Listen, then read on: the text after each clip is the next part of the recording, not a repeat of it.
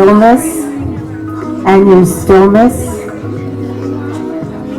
and your stillness.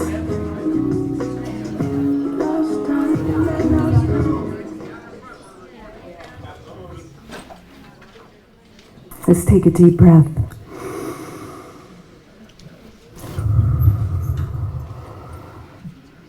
And just be in this room. This is so exciting. I'm Debbie Dashinger. I host the Dare to Dream podcast, and I've been doing it 17 years. What we're about to embark on today, is my favorite conversation. This is like kid time for me, but also massive curiosity time for me. So I'll be learning along with all of you. So many things I have yet to have answered around this subject. And we have some phenomenal panelists here for you today. And what I love about these panelists is the amalgam of backgrounds and experiences and information we're going to be receiving. This is called ET Origins Panel, Aliens Among Us. No shit. I could have told you that. But it is a cool title, and I'm really glad that it resonated for you to come. Why this is for so many reasons this is important to me. I mean, I woke.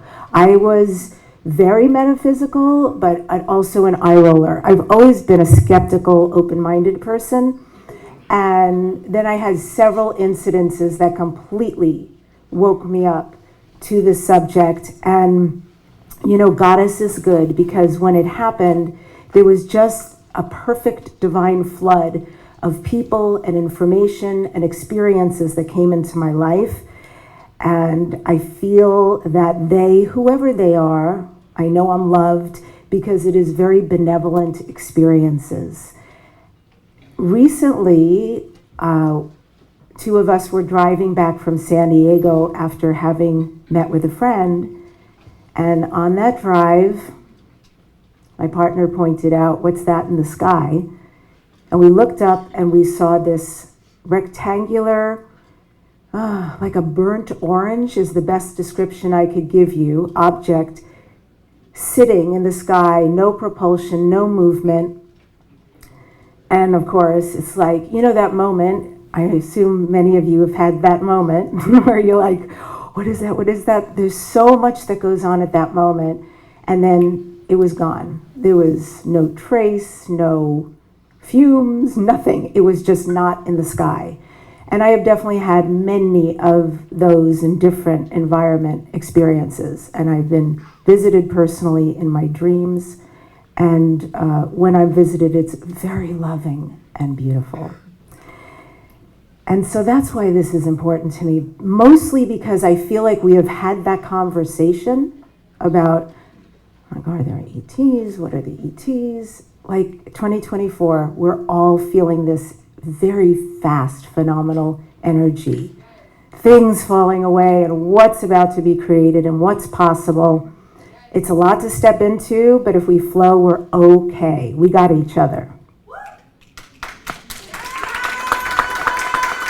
Yes, so we have some massive experts here today to weigh in on questions, and I want to go there. Do you guys want to go big today? I really do too. Like, I'm hungering for that conversation. So we're just going to synergize, and I am going to first introduce you to all the phenoms who are here, and I'm so lucky to share this space with.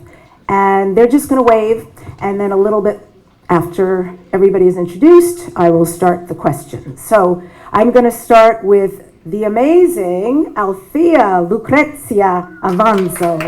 Yeah. Light language channel, integrated starseed. She assists starseeds, and she's also trained in Reiki, hypnosis, channeling, movement, and yoga. And the amazing Althea came to us from South Africa, and she also travels the world doing workshops. Yes. And to her right is Arcturus Ra. He's beloved by many. He has had paranormal experiences since he was a toddler, has studied the mysteries of the universe such as UFOs, Yeti, Loch Ness, fairy folk, ghosts, and how to expand consciousness. He is an experiencer and has been taken multiple times. Welcome, Arcturus, or Ra, as we call him. Then to my left, your right, is the brilliant Debbie Solaris. It's crazy this is her first time with us. Come on now, people. It is about time Debbie has landed. You've seen her on Gaia TV, 7 times on George Norrie's show, a bunch of times on Regina Meredith's show, coast to coast, and she's speaking at conferences. She's an ET contactee, interdimensional traveler, galactic Akashic record reader, and galactic historian. I call her a galactic Wikipedia. Welcome, Debbie Solaris. And to her left is Jerome Martin. And Jerome assists awakening star seeds communication with their galactic families. Jerome facilitates direct contact experiences with ETs of light, and he works closely with the Arcturians who actually awakened his abilities. Welcome, first timer too. And he is loving this and we're loving him. And then we've got Sarah Adams. Ta-da! She works with telepathy, weather abnormalities, remote viewing, quantum leaping, and time travel. She is a multidimensional healer. You have seen her on Gaia TV, Coast to Coast, Vice, and the Bases Project. Drumroll! And then finally, to my very left is the beautiful Vivian Chevet. She is an Arcturia ambassador, intergalactic teacher, speaker, creator of many healing arts programs, and she is the host of a podcast called Infinite Star Connections, as well as a radio show, world renowned for her advanced healing services. Vivian Chevet.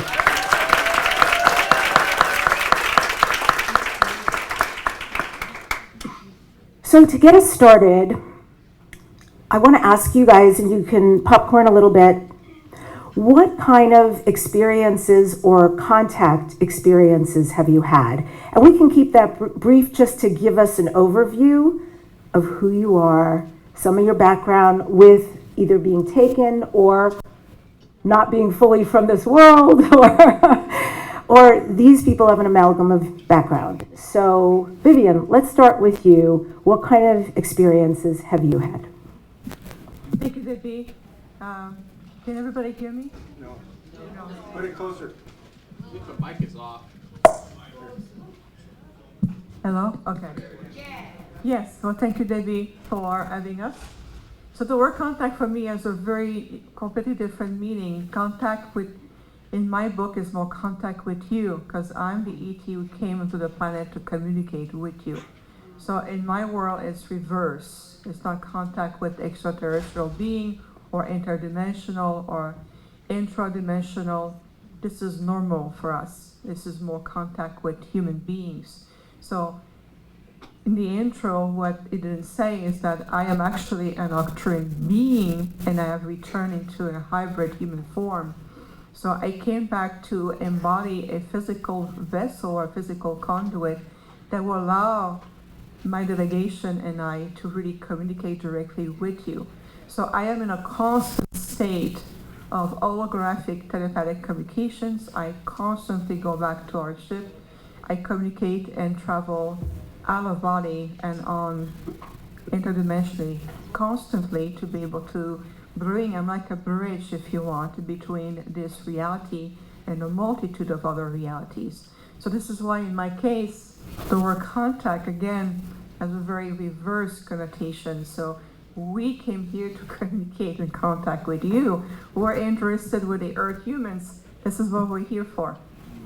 Beautiful. Thank you so much. You're welcome. Jerome, how are you going to?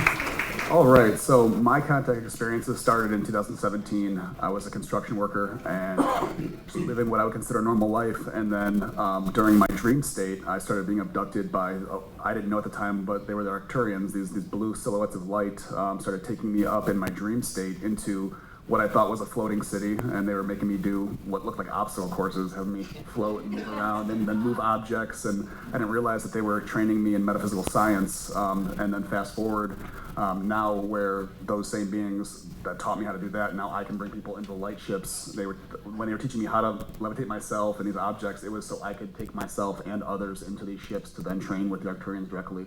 And there's not just the Arcturians, there's the Lyrans, Syrians, Pleiadians, there's a whole myriad, mantis beings, all sorts of things like that. But yeah, so it started off as contact and dreams, then in meditation, and now I facilitate this for the world. So. Thank you, yeah.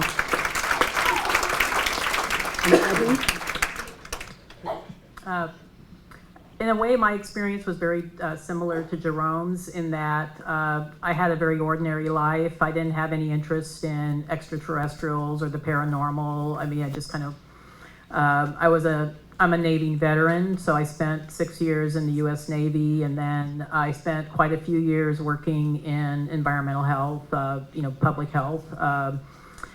And life was pretty mundane. I was one of those people that I didn't know why I was here, like a lot of us. Why are we here? What am I doing here? I think my journey started initially with learning how to be of service. I spent 6 years being part of an animal-assisted therapy team. I worked with a wonderful being called a Piglet, who was my hairless Sphinx cat, who was actually a registered therapy animal, and we did service to within the Front Range of Colorado for 6 years. We worked with the Wounded Warrior Project, and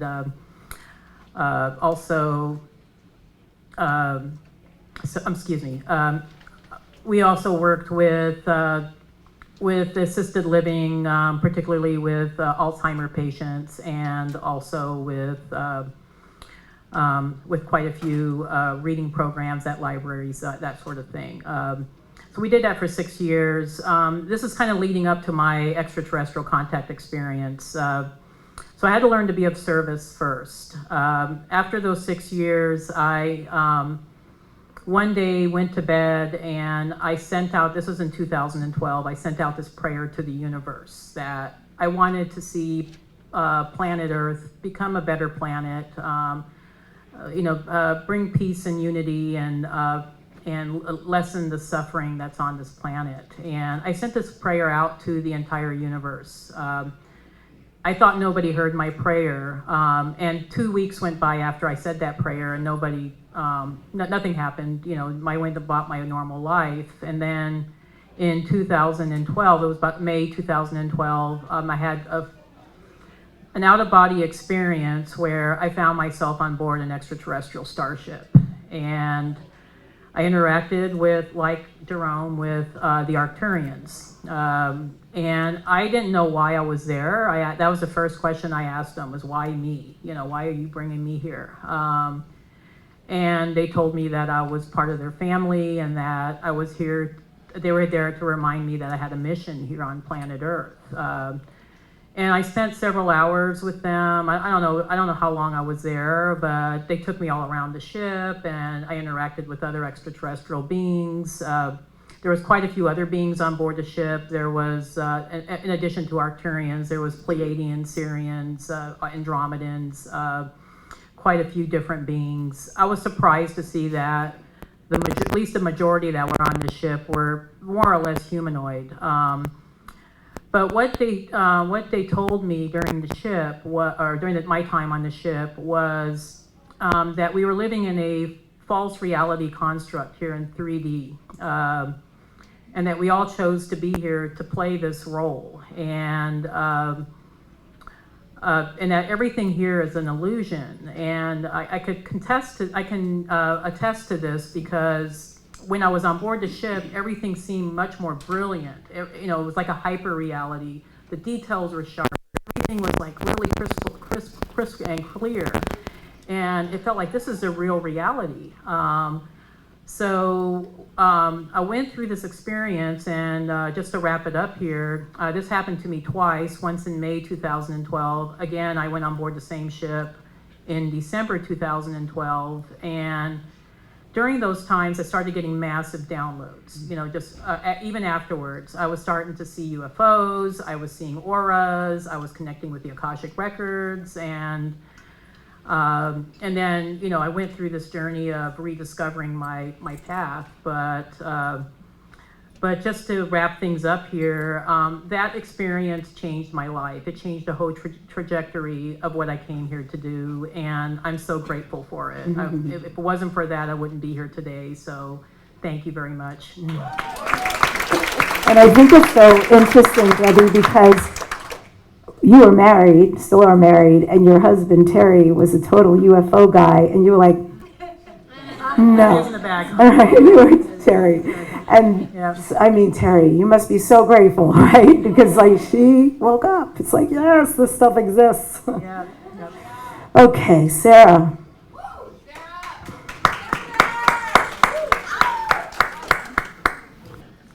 So I was sent to the planet to awaken others to their divine power and to show them how to channel energy to heal the oceans and the planet. And this is my assignment from the Council of Light, the Ancient Council of Light. And I know I've spoken about this many different times, but right now it's particularly important that, and we'll get into that more, but it's very important right now that we do that. Thank you.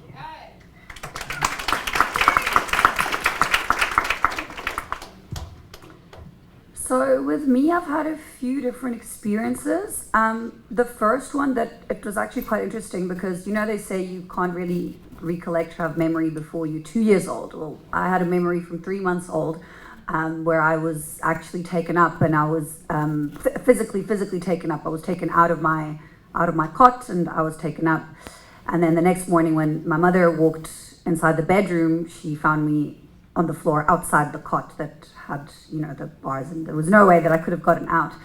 And I remembered that. That's a memory that I kept throughout my life. And I was then told, I think about maybe 8 or 9 years ago, I was then told that it was per contract, they had to take some genetic material because I had offered to be part of the hybridization program, and I actually have what could be considered a 13-year-old boy child that is living up on the ships, and they needed to take my genetics back then. So that was my first ever encounter. And with regards to me as a soul, the way that I work is, I first seated in Pleiades, but I have had existence in a lot of different constellations. I was there during the Orion Wars. I've been in Lyra. I had lifetimes in Sirius. I'll do cycles. So I'll be on Earth for 500-600 years, learn, experience, understand. Then I'll go off on other planets for maybe 1,000 years, 500 years, 1,500 years, or whatnot. Then I'll come back here and whatnot. And I've done this cyclically and for very, very, very, very, very long. I didn't come here with my memories intact, but it was very easy for me once I opened up and connected to re-download a lot of them from Atlantis, Lemuria. I was a mermaid, so yeah, that's kind of my experience and my understanding, and I'm constantly learning and downloading and understanding more, as I navigate day to day. Beautiful. Thank you. And that's Chris. I don't even know where to begin. Keep it brief. Good eyes. Just tell us your experience. It's like quantum slipstream flux. It's like everything at all times, and like she said, I wasn't born with my memory intact. It's like angelic reverse engineering, like trying to figure out who you were, when you were, and how many you were. It's very multi-threadic. So the major detail came in, which is ultra upside down, sideways, 180 degrees, infinite times infinite, is I woke up on a recall ship in my Arcturian body from suspended animation in a pod, and I was told that I'm a pod being, meaning I'm not a walk-in, I'm a crawl-in. So basically, before birth, I'm projected like I'm basically put out of consciousness in that body, in that pod, and then I get reloaded to a projection from the future back in time into this body to help lift this planet's vibratory frequency in the ascension process with ascension tools and things that I do and create in videos and activation protocols. So I'm basically, I know that some of us have recall ships, that we are in our ET form, and we're projecting from that into this body. And that woke me up to the fact that I'm not from here. Is I wake up on a ship, all of a sudden I know I'm Arcturian, I have this blue body, I think I'm between 9 to 15 feet tall. I have elven ears, I call this, some of the Arcturians look like galactic elves. And so some of you that have elven traits, that is other dimensional, otherworldly. So, it's so much stuff, how do I condense this? With this meat popsicle zip file of this cloud server. Well, so much more will come out as we keep All my life is talking. like, open the door! Can I expand? So basically, when I'm on ships, I'm being briefed, and more is being explained, and more I can hold to bring to this planet. That's just a rough draft. And he's an amazing inventor, by the way. Yeah. Thank you. So, yeah, I'm going to start with this question. Anybody can answer it, just to start with. Do you think that there is a galactic history that we can all agree upon? Is this possible? Sarah, you want to go? Yes. I just wanted to say too, Jerry's over abducting people into ships. Yes, there is. So our DNA is what I call a divine antenna, and as we elevate it in frequency by channeling the energy into us, the light energy into us, and we can summon that from the moon, the sun, the stars, the earth. These are all ancient reserves of light energy. When we summon that into us, we light up. Once we light up, we will start to access different portals of knowledge. Recently I was at the Bermuda Triangle accessing an ancient library there. So it's all really about doing the work, and when you elevate your energy, you have access to that knowledge. Cool. Anyone else? Yeah, please. I think this is pretty much the humanoid soul journey that, and this has been stories that have been hidden from us here on Earth for thousands and thousands and thousands of years. And part of what I feel like I came here to do was to remind us of where we came from. You know, who are our cosmic ancestors. One of the stories, I think it's a story that I think so much can relate to, is the Lyra Draconian conflict. I'm not going to go into the whole galactic realm because that would take hours and hours, and you guys can come to my talk tomorrow. But that story taught us the lessons of heartbreak, loss, betrayal, but also resilience, and being in survival, and also flexibility and ingenuity. And that's who we are as human beings. We might go through horrific, catastrophic events, but we always seem to prevail because when we band together, we are at our best. And so I invite all of you to maybe look into a little bit of galactic history, maybe look at yourself through that. You know, look at what you, how do you connect with those stories? Even though they may seem like, oh gosh, that happened millions of years ago, how does that relate to us now? A lot of us are still replaying those same lessons here on Earth. So that's what I want to share about that. Thank you. Yeah.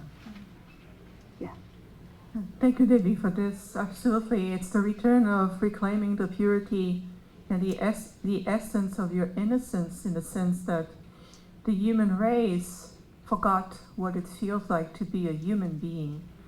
And this is where there's so many direct or indirect intergalactic influence, teachings, channels, information coming to you.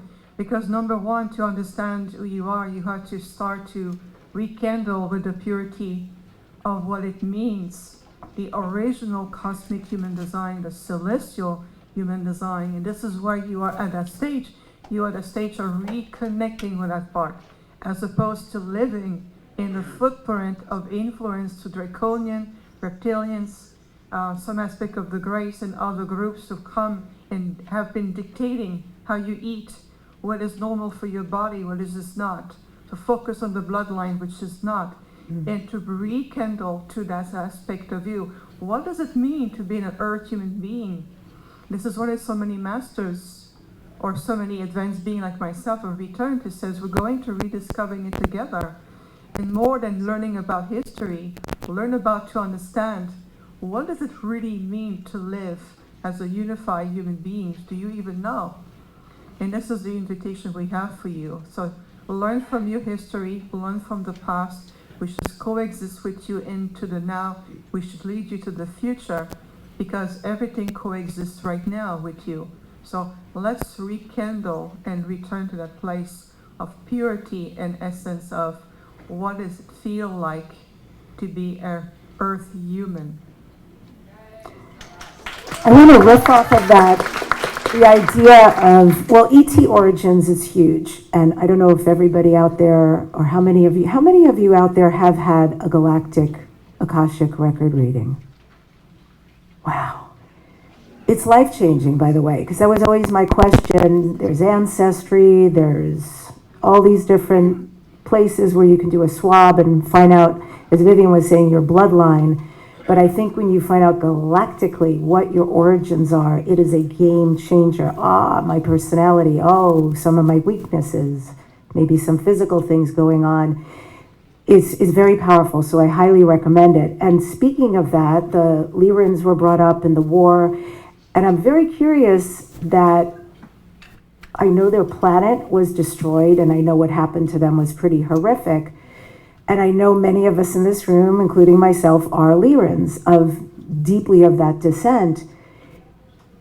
Are there still Lyrans? Is there a planet where they're living? Have they gotten together someplace specific, or are they spread out, or are they just in our galactic lineage? Are there still Lion people? Anybody? I had 2 Lion beings come to me about, I think it was like 4 or 5 years ago. It was one of my first. So this I saw in the 3D, but they were obviously existing in another dimension, but my eyes were open. So I stood up, it was the middle of the night, and I sat up in bed, and there were 2 generals. They looked like they were coming from some kind of war, and they were feline, they were Lion beings. And they were physical, but also not physical. It was almost like they were translucenty. And those were 2 guides of mine that had been with me in previous parallel lifetimes. So that was an encounter that I had with them. And then I've got a colleague of mine actually who operates in Europe, and I've done a lot of channeling and light language and work with her, and she's very fully embodied Lion. So yeah. I've encountered Lion beings that protect the tree and river of life, and they also they protect portals. Also in Inner Earth, I encountered beings that look like lion tiger sort of hybrids, and they had like this energy that would channel through them. So sometimes they could become some kind of fluorescent, and they guard Inner Earth. That's been my experience. They're like ligers. Yeah. That's awesome. I guess I'll speak up about that. I've encountered through my Galactic Akashic readings that I've seen the Lion Lings quite a bit. Quite a few of them are guides for my clients who have very strong Lyran connections. And my understanding from what I've seen in the Akashic records is that the Lyran race is pretty much, the genetics are inherent within all of us. I mean, that's without saying, but also there are actual Lyrans that exist in the inner planet. There's inner cities and inner dimensions where they exist at this time. what I saw in the Akashic records, and this is just something that I saw which kind of shocked me, but it was beautiful at the same time, was that Lyra and the Vega systems are going to be rebuilt. It's already being happening right now, but they're being rebuilt to bring healing to this galaxy for what happened millions of years ago in Lyra as far as the wars. So that gave me a lot of great hope, and a lot of us are going to be a part of that rebuilding project. So I'm really super excited to see many of you again. Yeah. So Will we go back to our original form, or would we yeah, really? Yeah, we'll go back to our original 7D or 5D form. Yeah. Oh, that's beautiful. Yeah, it's going to be amazing. Well, I'm going to do a person from each table, and I want to know, what don't we know? What would the extraterrestrials, our cosmos brothers, sisters, star brothers and sisters, I'm going to ask Jerome and Arcturus, what do they most want us to know that we do not know at all? What here on Earth are we clueless about, that if the extraterrestrials, our brothers and sisters, could communicate with us, would be so important for us to know? So when I first started working with the Arcturians and light ships, I didn't understand why it was that they were picking me, because I saw myself as a human on a spaceship with ETs, and I just didn't understand it. And it wasn't until I started facilitating that a few people have told me, like, when I'm up there, you look like them. So I didn't understand that they see me as an Arcturian. And the Arcturians that I worked with, I was just like, why is this happening? Like, why are you here to help us? Why are we? And they said it was evolution, and they told me that we as humans, that they are who we're going to become. So through this evolution process, that they are helping us, because they're here to help us evolve into where they are. That's us in the future, up in the skies. Right. That is so beautiful. Yeah, it's that. I feel like that is such an important message. You know, there is, when we talk about there's no separation and energy is everything. I mean, literally, right? Everything. This, all of you, me. And those up in different galaxies and spaces and places we are connected to. I'm going to get more deeply into that in a minute. Arcturus, what do they want us to know? Also going back to the other question before, time is a consciousness. So all the planets are populated around us. The reason why we don't see or contact is not the way we imagine it, because we're in a time dimensional. We were also in a time war, so we fell from consciousness in time, so we're veiled. And when that veil is released, like I had visions where I could see in Sedona like a golden city, the ET bases, everything is there. But when you're veiled, you're not seeing that. Anybody who has ever watched Star Trek, who watches The Watchers, that particular show with Picard, where their hologram fails and they're in the Red Rocks, and one of the ancient Mentakians, this is a TV show, imagine that. So they're observing the Mentakians in the Mintaka system. Those who know the three stars, Al-Nilam, Al-Nitak, and Mintaka. So these were, like, you can say pre-Vulcans. And the hologram is failing, and then they're seeing that, and they're trying to worship they have somebody on the ship that's the most high, and they call him the Picard, and they start worshiping the dude. And they have to come down and basically explain to them that we are you from the future. Your ships sail the seas, we sail the skies. At some point you will do that too. And this is all happening now.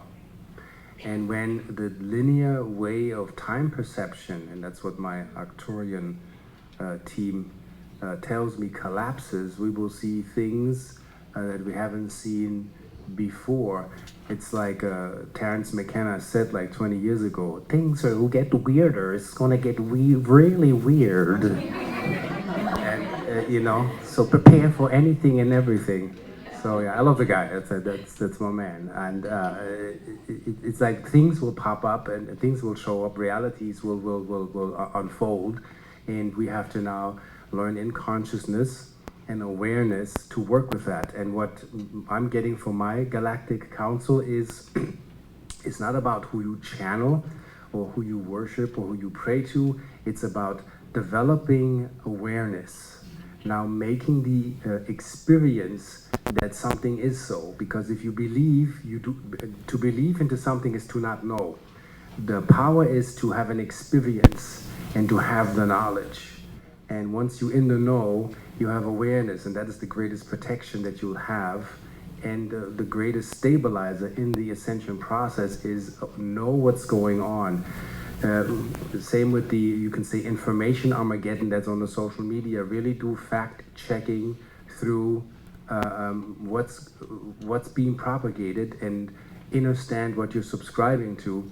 And I know we all can agree upon, if I see some headline that I saw, a person sneezes on airplane, everybody dies of COVID, the plane goes down. That's BS. And BS means belief system. Belief system. So watch what you're subscribing to, because there's a lot of crap out there. But there's also the real.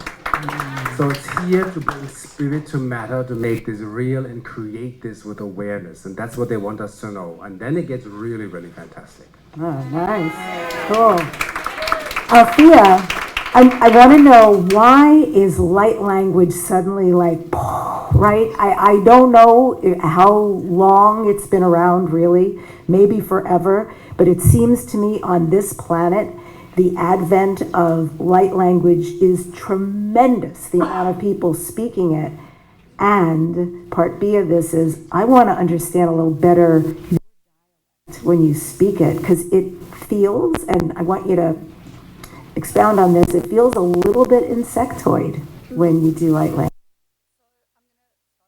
The first thing you said, so there's always been what you would say would be speaking in tongues, but what was happening before the exponential raise in vibrational frequency of the planet was that the languages were more earth-based, so they would be more elemental, more maybe like Elven. So, and now with all these galactics coming in, because the frequency is rising exponentially on an individual, on a collective level, on a planetary level, we have more access to the light language. It is the new technology that is coming in to assist the shift in consciousness. And because it's so versatile and it works beyond the constraints of time and space, the codes are intelligent. So it works in the quantum realm. So you can really code it to assist you for whatever is needed for you for at whatever moment in time. So it really is a beautiful thing that we can access technology-wise. When it comes to my light language, it's been a very interesting journey. If you go back, like on my YouTube channel, when I first started posting light language back in 2017, 2018, and there were maybe like, if you Googled light language, there were maybe like 7 or 8 people doing it online. It wasn't. Now there's thousands of them. It's a domino effect. And what I also noticed is, not as much anymore because I've integrated a lot of languages, but when I was integrating more languages a few years ago, I would hear one and then I would pick it up and my system would automatically start integrating and then speaking it back. I might not ever use it again, but I had a knowledge of it. It registered within my system, within my DNA, within my structure. So it's very interesting how it works. I'll be speaking about this in my workshop at 8 p.m. later today. So mine has evolved with obviously me, and something very interesting that I've noticed is as I do more soul fragment retrieval within my system and I integrate pieces and fragments of my soul, my language upgrades. I'll give an example. I had to go and clear a beach in Mozambique 2 years ago. There had been a mermaid massacre there. About 500-600 mermaids had been massacred there in some quantum time space. I don't really get told. I just get told go, and then when I get there, they tell me what I need to do. And as I cleared and integrated that, I was present there as well, and in my mermaid lifetime, I reintegrated that soul fragment, and that activated part of singing in my light language. And before that, I had never channeled singing, and after I did that integrated. So I would say that because it is an expression of the soul, it can be influenced by different galactic beings or dialects or whatnot. So let's say that I'll use maybe more of a kind of like a soft Pleiadian influence when I'm doing heart-centered and I work with a rainbow ray spectrum. When I'm doing clearing, it's going to be more like kind of like sharp, more maybe you can say insectoid. I use a lot of Arcturian technology I channel, so it's actual technology that's coming through me. So yeah, I mean, I could talk for 2 hours on this, but I hope this answers the question. Do you know what you're saying? Do you know what's coming out of you? Yes, it can't be translated verbatim because the English language is quite limiting when it comes to, you know, something so vast that operates beyond the constraints of space and time. But what I will do if I'm working on a client, I'll sometimes set an intention, and then I'll know, okay, now I'm clearing the solar plexus. Anyone who has seen me channel, they'll know that I'll channel light language and English at the same time. So I'll generally say what I'm doing while I'm channeling. What I did this morning at the panel. Stress seed activation. Yes, Yeah. exactly. But I wouldn't say that it can be translated word for word because the English language would be energy, right? limiting. It's an expression of source consciousness through the individual, I would say. So, yeah, it can be considered, energy. It's imprinted with energy and with frequency, but it's more of an expression, I would say. Yeah. And there's a reason why right now it's so big. So many people are being activated It's to assisting speak the it. planet. Yeah, Yeah. it's assisting. It's a new technology. It's a technology to help, and because it's so versatile, it can be used for anything. Thank you thank you so much. It's beautiful. And Vivian and Sarah, what do we have? What do well, not you, but what do we humans have that extraterrestrials would desire? Do we have music? Do we have art? Do we have a way of being? Is there something about us that is appealing, or that the extraterrestrials actually want from us? It's a profound question, actually. One of the things that we feel and we love the most about the Earth human beings is your capacity for love, your capacity for compassion. Your emotional faculties are something that is very attractive and very misunderstood. You have to think about when you come from different sphere of reality that the word emotions or your codes of ethics and the way you communicate is very unique to this Earth experience. So when you encounter an Earth human and you feel their love or their curiosity or this compassion or this empathic field that's within you, it is very attractive. It's like, I want to learn from it. How come you can generate such energy? Energy is what brings you back directly to the prime source of energy, of the omnipotence of prime creator. It really is faculties of compassion, emotion, empathic responses that it's really bring you back to your ascension and return you to prime creator. So if you come from a civilization that is really, really advanced technology and all kind of vessel and all of this, but they lost touch with that aspect of themselves. So your emanation, in that sense, they want to know, how can I acquire it? Can I get it from you? And the answer is no. You have to learn it. You have to understand, and this is why we are here to also bridge that difference, that gap between what it means to be a humanoid on Earth versus if you are a humanoid form that comes from another interstellar group or another galaxy where emotions are non-existent, at least not at the same level as you have it. So your capacity for those empathic responses are extremely valuable. It is such a strength in you, and yet it is so misused. It has been manipulated and is fed upon by other groups, other lower consciousness. And when you disconnect yourself from your own God spark or your own essence of who you are, then you're utilizing in a more sexualized way to compensate, or there's a discrepancy between your divine masculine and divine feminine energies. And this is why we say, return to that purity. Feel that as an empathic race, you have something of great value to teach and remember these frequencies of pure energy that brings you back to Prime Creator. And what we share with you right now, it's pure gold. It really is your pathway to the reascension. Truly. And do they learn by observing us? So if this is a learned way of being, right? These emotions, this compassion, this empathy, this love. How do they learn? Do they learn just by abductions and taking genetic material and making hybrids, or how does that work? Well, you're touching on something very important. It cannot be reproduced.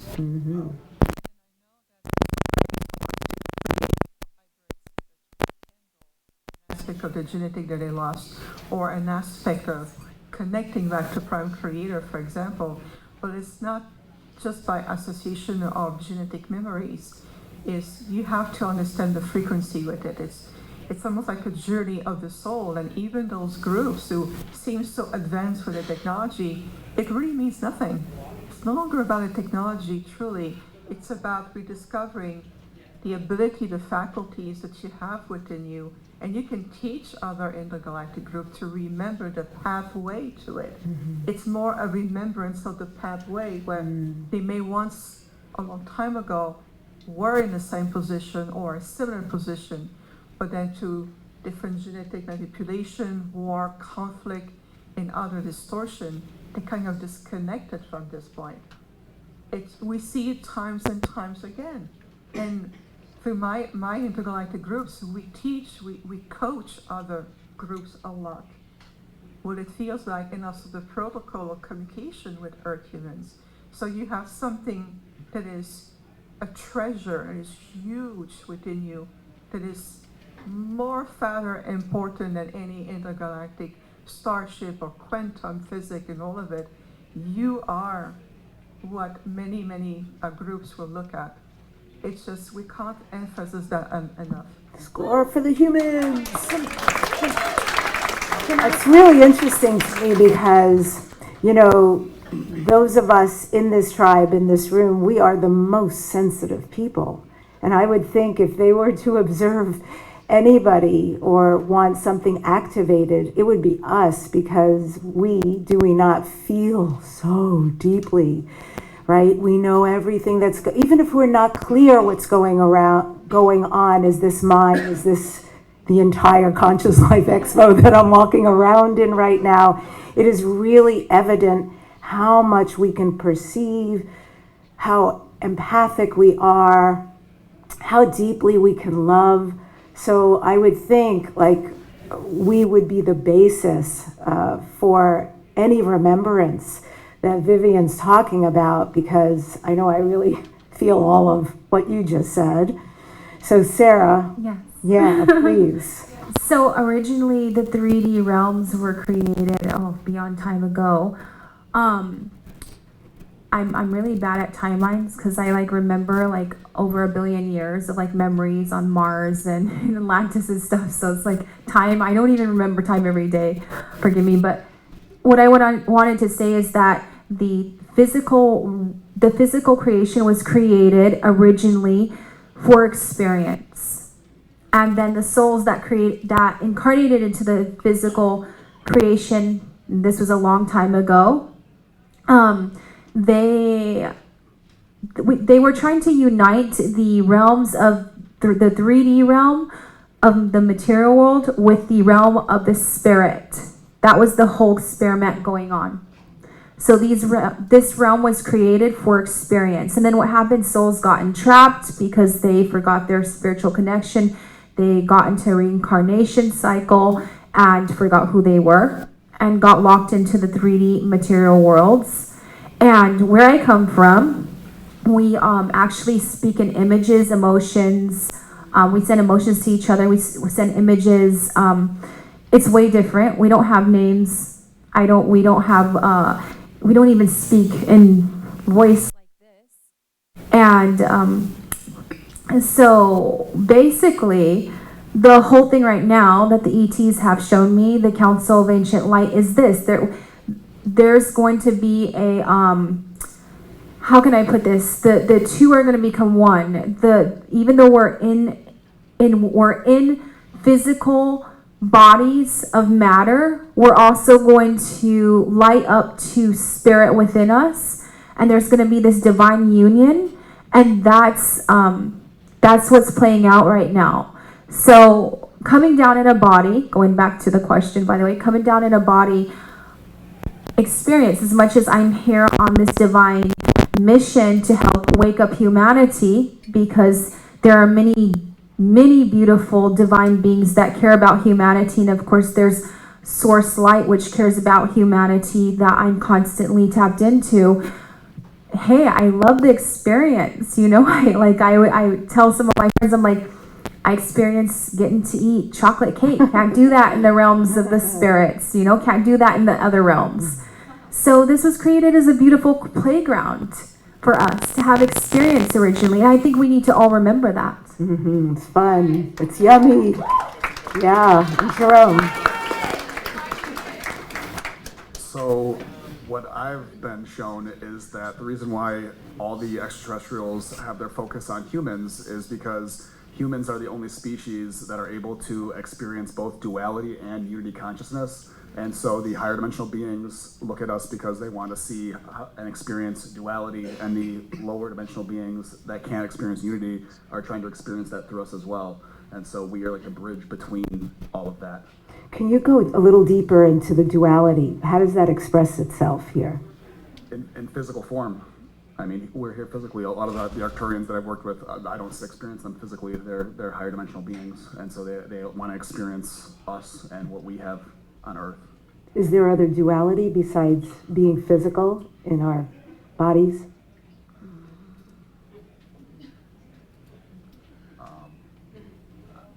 I don't have an answer for that. Okay.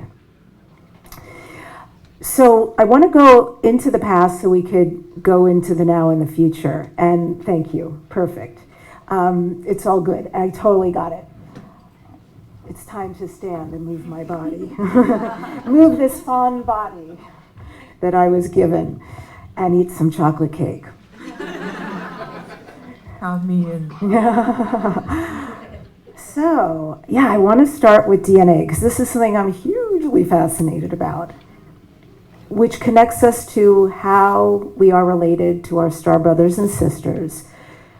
I know we're a soup. There's a lot I know, but I really do want to go a little bit deep on this about, okay, human DNA and our evolution with DNA. How do we get here?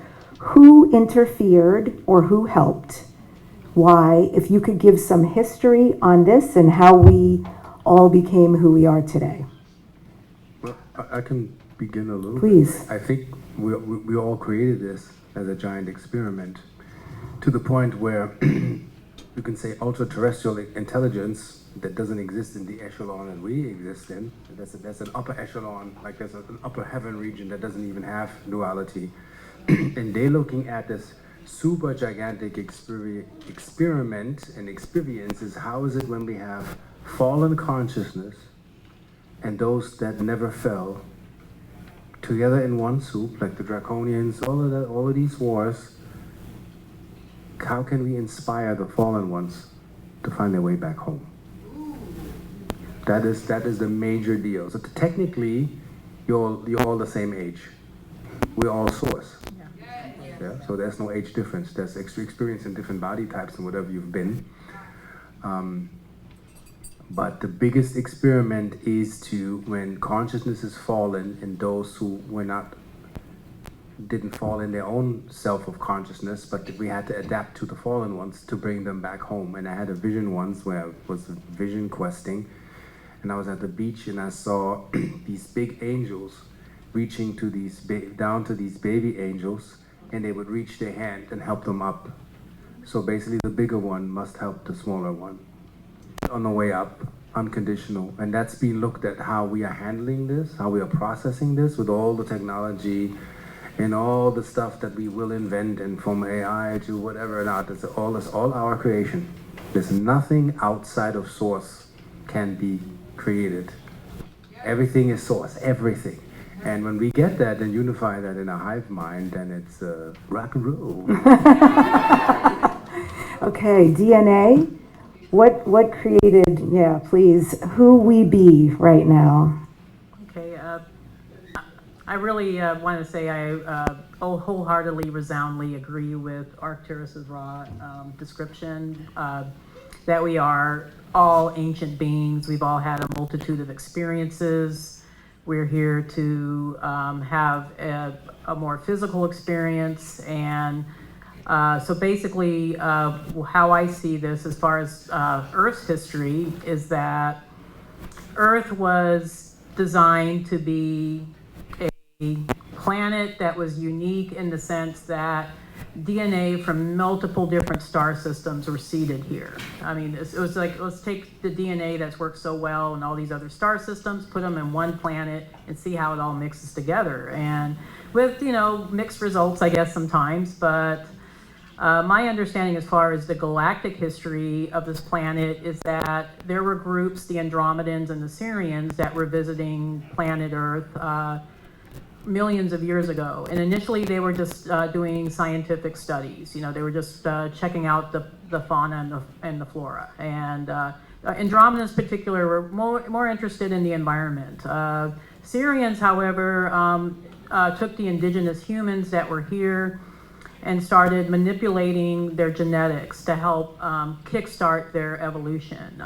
So we saw this, a couple of times with Cro-Magnon, Neanderthal, then Cro-Magnon, and then with, Homo sapiens, so there's been these, jumps in evolution in human history. But that was all genetically manipulated by certain extraterrestrial groups. And I do believe that initially their intentions were good. They were trying to do this experiment here. And so basically what happened is that, throughout the course of ancient history, there were certain groups like the Anunnaki that also did manipulation of human genetics. And my understanding is that they I don't know if they did this intentionally or unintentionally, but they dismantled 12 strands or 10 strands of our 12-strand DNA.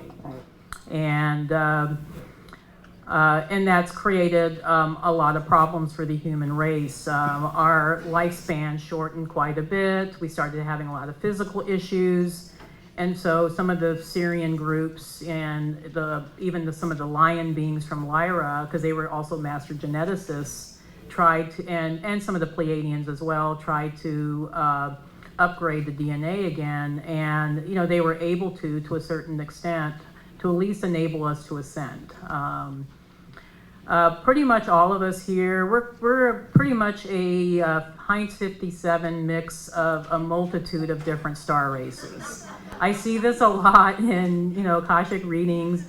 Like a lot of people think, oh, I'm just Pleiadian. I'm like, oh no, you've been a lot of other places, so, so they, like, it's kind of like their mind gets blown, it's like, oh no, you've had this long, soul journey into multitude of different star races. And, but maybe there's certain star groups that have more of an influence on your soul journey than others. And that's usually what I try to focus on when I do a galactic Akashic reading. But pretty much we are a Heinz 57, so that's why another reason why extraterrestrials are so interested in us. They want to see how this all plays out, and we were becoming a prototype of the new future human. Where we're moving into this new reality where we're going to become just like a lot of mutts out there, we're going to become this race of beings that are going to be really resilient. And the extraterrestrials actually call us royalty. We're genetic royalty to them.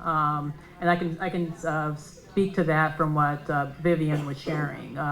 They don't see us as minimal at all. They actually are looking at us with fascination to see how we're going to develop from here. Yeah, we are fascinating, that's for sure.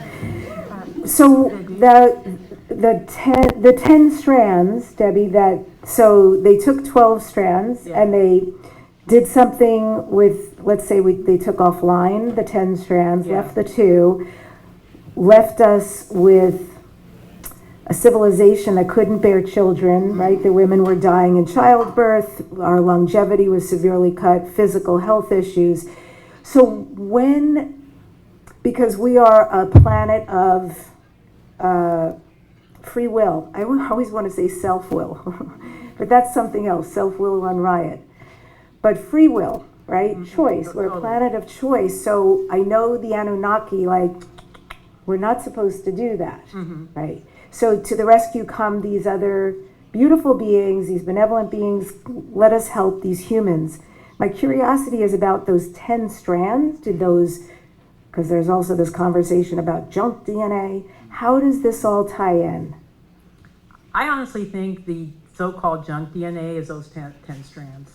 That we have so much capacity as humans, and we haven't yet tapped into that potential, but and that is currently being activated as we speak. I don't know if a lot of you probably have felt this, where, wow, I feel different, or I feel stronger, I feel more like my abilities are expanded, and this is us going through a multitude of levels of upgrades, and so we are currently reactivating those 10 strands. It's sometimes, I think, it feels like sometimes like, well, I don't feel any different, but then one day we wake up and it's like, oh, I'm starting to see auras, or I'm starting to connect with my star family, or I'm having dreams, or I'm having soul memories, and that's part of our 10 strands that have been deactivated, reactivating. So there is hope. So Hope,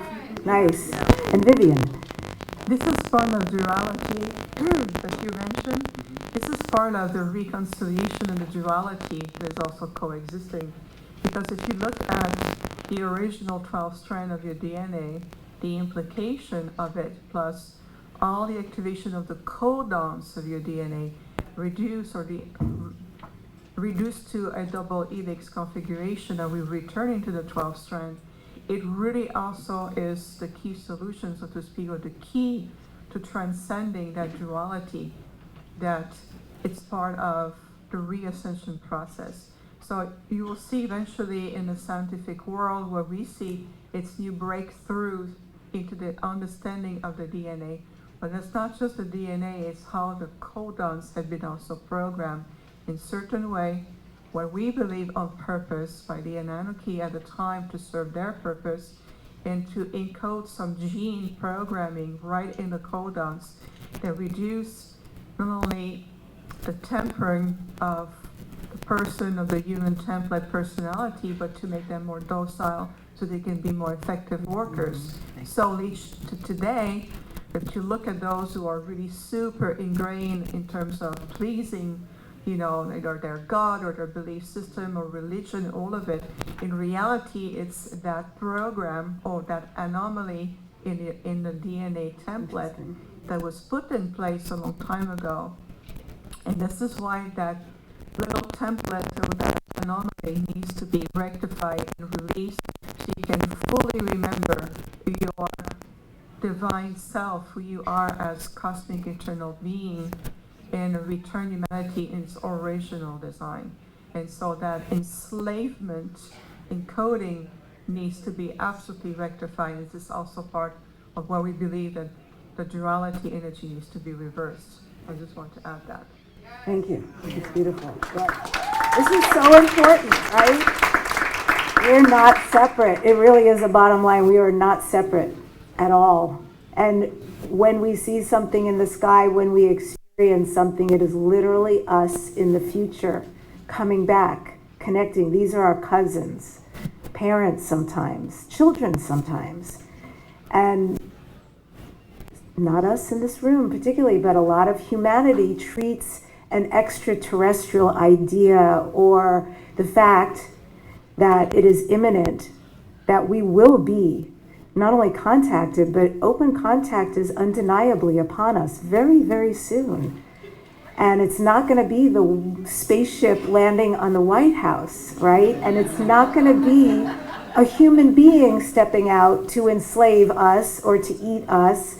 They won't behave like we do because they are an advanced, benevolent race. And we're very protected. So it's important to understand its family coming back because we'll finally be ready. Okay, Jerome. So what I've experienced from DNA activation, and when Debbie touched about how there's only 2 strands active, those 2 strands are what are connecting us to the Earth, and the other strands, the higher strands, the 10 higher strands, are connected to the 10 other stargates, and all these stargates are connected to Atlantis, the Pleiades, Sirius, Andromeda, Arcturus, Lyra, all these strands are connected to different places, and when we light those strands up and we come into sympathetic resonance with them through quantum entanglement, that's when those memories start downloading. We start receiving our soul memory, soul history, our genetic memory, genetic history, and when we remember who we are from those lifetimes, that's when those abilities turn on. We remember those, and then those abilities from those timelines come back to us. When we did that the one time, that's where that stuff's coming from. And my most significant one was, for me, I activated my strand that was connected to Atlantis, and I remembered myself like swimming through the water, and it wasn't like a hot ripped guy like Aquaman. It was like I was like a fish man, like a Hellboy with like flippers. And I'm swimming through the water, and I remembered, just like in the movie Aquaman, that you could use telekinesis to bend the water around yourself to swim faster, right? You could swim faster, and I'm like, what an awesome experience. And then when I came out of that vision, then I remembered, oh yeah, telekinesis, and I had a Merkaba star hanging from the ceiling, and oh yeah, now I can move objects with my energy the same way, and that is when your genes come online, those abilities begin to transmit as well. That is so cool. Do we have all of what you just named, all of those 10, everybody? Everybody has all 12 strands. Oh, totally. Wow. But what I will say that I've experienced through a lot of the DNA activation process is that some people, when you light up a strand, there are no memories or no abilities because their soul just has not incarnated in that location. The strand's still there, but they just don't receive the memories the same way. Yeah. Oh, so interesting. I love when you guys really get like you're on fire, because you all, I don't know if you noticed, but you start speaking really rapidly and you're so full of passion. Exciting. I love it. I want to take this into the now, and I want to talk about what, with everything we just said, super beautiful information, I think so important, and who we are now. I'll just speak for myself. I feel strongly, like I really feel the energies right now, and they can be overwhelming. They are really exciting. There are a lot of things, but I just know I kind of feel like I'm in a free fall. I feel like that's the best thing I could do, is jump out of that airplane and let the wind take me, because it is taking me right now. And I feel incumbent on us as a new humanity. I feel incumbent on us is finally to respect and love the great mother, Gaia, Madre Tierra, Pachamama, to really like this beautiful entity that clothes us and feeds us and houses us and is a great mother to stone people, plant people, all the people, right? No-legged, two-legged, many-legged. So with the idea of what we're shifting into, can you take what we have been talking about so far, specifically the extraterrestrials, that we're actually related, that we share DNA with them, some of what they look at us for, what we look at them for, and what can we expect? What do you know? I'll start with Sarah. What do you know that we can expect to start occurring? What information has been given to you, and what kind of visions do you have about what's happening and what's going to be happening? Wow, that's a really good question. Usually I like keeping a lot of things to myself, but I will give out as much information as possible. So, one, people are going to start waking up more and more, and that's already happening actually right now. They're going to start waking up more and more. They're going to have more visions, more dreams, more experiences with interdimensional, multidimensional beings. More extraterrestrial experiences. They're also going to start to remember past lives on other planets. They're going to remember, they're going to have abilities turning on, whether it's telepathy, whether it's visions, even finding yourself in another body, because everyone's gifted. That's the thing. Everyone originally comes from divine source energy. So as this energy flows through the planet more and more, sure, it's bringing up the shadow of the planet, but it's also lighting us up more and more. So that's what's currently happening. And as we elevate ourselves on a frequency level, we're going to connect to the ETs more and more. This is the whole thing that just happened in Miami, by the way. There's such an intense battle going on right now for the portals of this planet and for this planet. It's so intense right now. So, yes, for the Stargates. I actually was sent here to help protect the Stargates. And just recently we had it in Miami where I had an outer body experience that a great ET, he was like, okay, they're after the Bermuda Triangle Stargate, this ancient Stargate where there's a lot of light energy that's there. And we have to protect that portal. So he's like, come on, let's go do this. And there was such a big battle that ensued in the sky. And I know a lot of people got footage of this actually, where there was this fluorescent portal that opened up and all these ships came out, and they used light energy, by the way, to battle each other.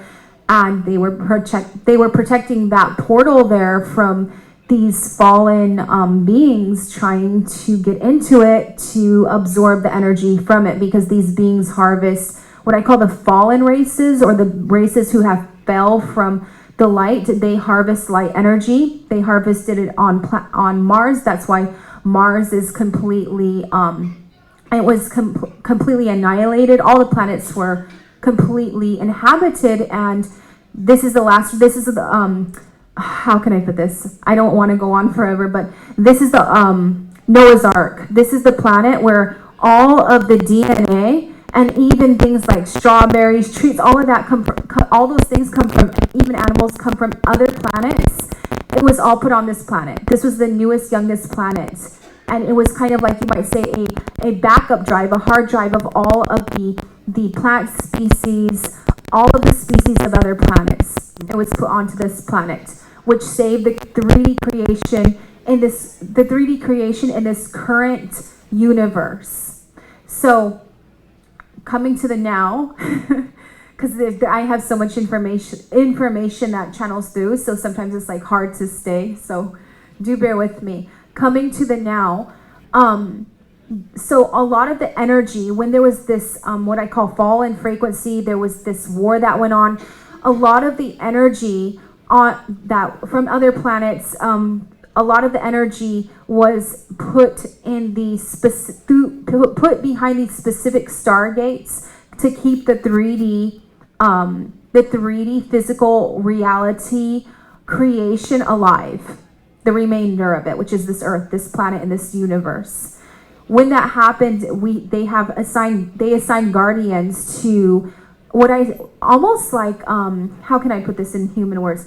They assigned guardians that would watch over and guard that energy, which is a treasure trove of energy, of information, that will light up your junk DNA. And when you light up your junk DNA, energy lights up your junk DNA. And when that's lit up, you basically become a very multi-dimensional being. You see ETs, you interact with all sorts of beings. So there's these energy conserves that they are guarding right now. So the war, since a lot of humanity has been just depleted, these beings that have fallen from the light want those conserves of energy right now. So you're going to see that war come into the open as they want it more and more. That's what happened in Miami when one of the ships was shot down. And so those beings, actually, they saw them in the mall in Miami. That's what happened, because I live in that area. So I'm aware of what happened, because we were guarding the Bermuda Triangle portal.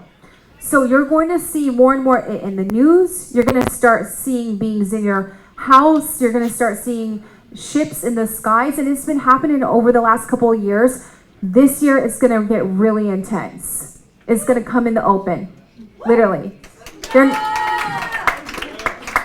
There's no more hiding the truth there's no more hiding the truth about the extraterrestrials, about other life, and about us being on this planet, all of us being divine, powerful beings.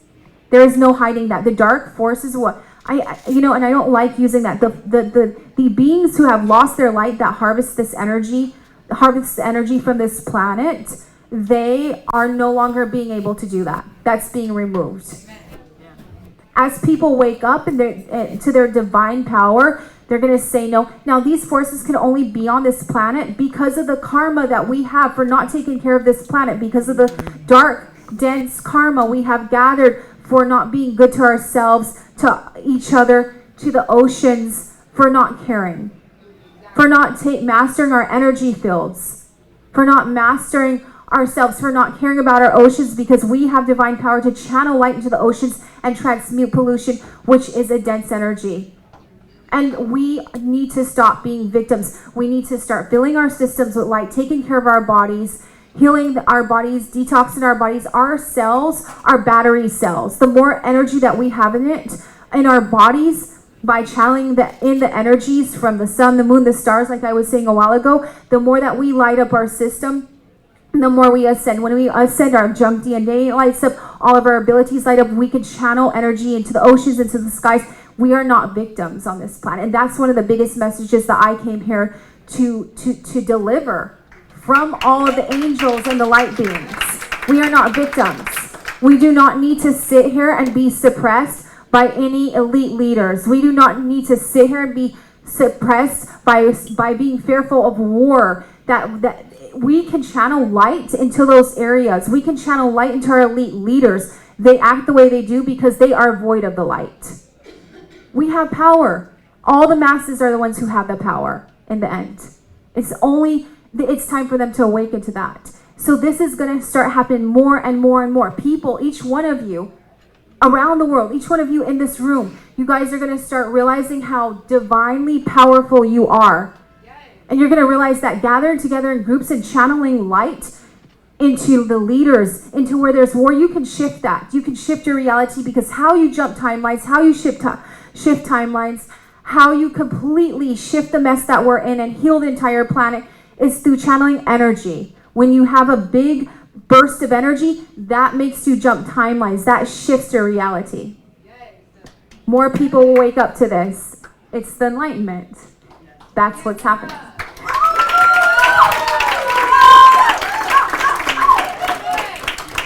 And Sarah, what about, wow, that was incredible, actually. That was like an energy download right there. Breathe.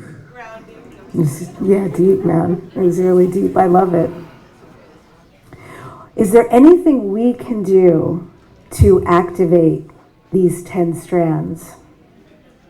So, in my experience, there's way more strands. And it's, I think it's a lot more than speaking on this panel, but I'll try to go a lot more time than speaking on this panel. So I activated over 20 strands once, and I literally was shown this, and I was like in this euphoric state.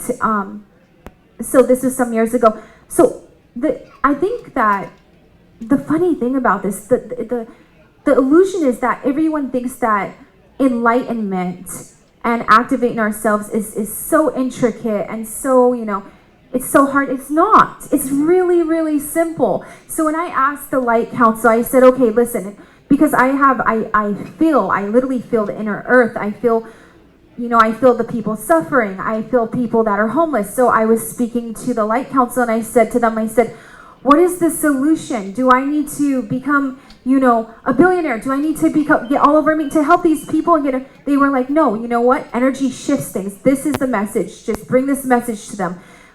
This is the message. That the most powerful thing you can do, they told me this, and this is why I'm living on a farm right now, and I barely came to this conference, but I have so many lovely people that, I came to, I didn't want to disappoint.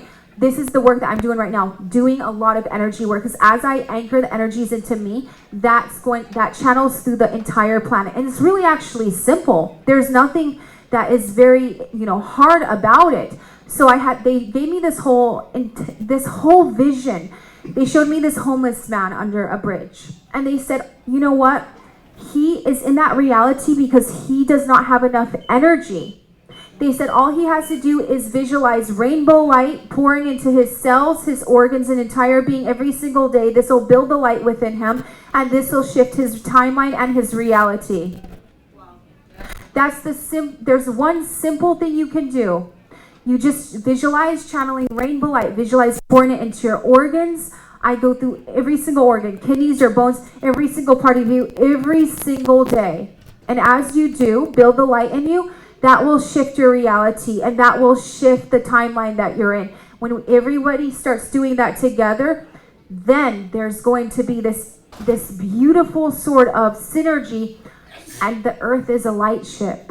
And the reason it's it's suffering right now is because it's lower frequency. When everybody starts lighting themselves up, then they will channel energy into the earth, and then that's going to bring the entire earth up. And I can't even explain to you in words what you guys will experience. And there's ancient technology, the ancient technology of the pyramids, ancient technology, that technology is all connected pyramids on the moon, connected pyramids on Mars. There's this ancient technology that will also allow you to teleport between planets. And this technology is only lit up via energy. So when people light themselves up there, the pyramids, we used to channel energy into the pyramids and light the pyramids up, and it's a teleportation device to other planets and other realms. Not only being an energy generator that would take energy, well, I don't like the word take, that would use the energy of the sun, moon, and stars and channel it into the earth to keep the earth's frequency up. They drilled a hole in the side of it, so now it can't even, it's sort of also like an orgone generator. But there's all this ancient technology that's been gifted to humanity that will only lights up via energy when we channel energy into it. That's another gift. Mm-hmm. And you know, Sarah, in one of our conversations, you shared this with me about the rainbow energy, and I started adding that to my morning practice. So every morning I've got a whole practice I do outside in the grass. It's a shamanic practice, and I always end it, I pass energy through me, and then I take that rainbow energy and I always gift it with magic, with miracles to Mother Earth. And 2 minutes, we can all do this and make such a difference. Okay, Althea, tell me, what can we expect? What is happening now and what's coming? Yeah, so something I want to talk a little bit upon is right now we're clearing Atlantean karma. This is what's happening right now at this moment in time. So we're moving into a space where we are learning to integrate technology in a healthy way. So what I've been seeing a lot that's been happening, a lot of people are choosing to kind of like leave the city and go move outside and move, wherever they feel called to go on the grid.